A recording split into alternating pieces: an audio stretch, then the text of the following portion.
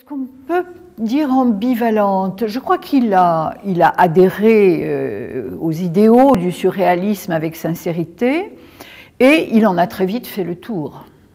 Ça n'a pas tardé, ça n'a pas duré beaucoup. Il en a fait le tour parce qu'il lui semblait que le surréalisme n'était pas assez radical. Parce que, si vous voulez, parce qu'au fond, il a toujours eu l'idée qu'une vraie révolution était une révolution métaphysique. Et c'est en ce sens qu'il est guénonien. La révolution surréaliste lui a toujours paru une révolution beaucoup trop esthétique.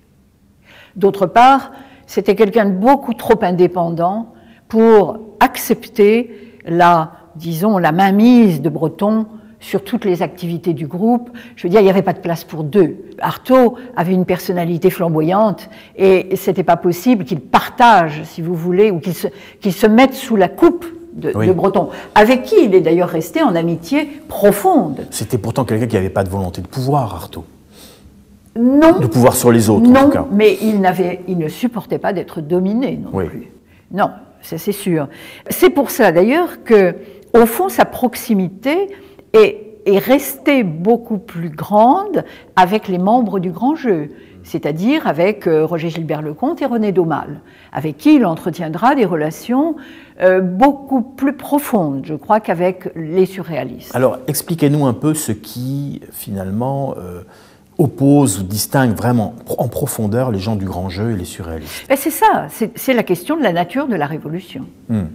Au fond, on peut dire que le grand jeu, avec les différences évidemment de personnalité des différents membres, sont plus ou moins guénoniens. Enfin, Daumal est guénonien, totalement. Bon, Roger Gilbert-Lecomte l'était beaucoup moins.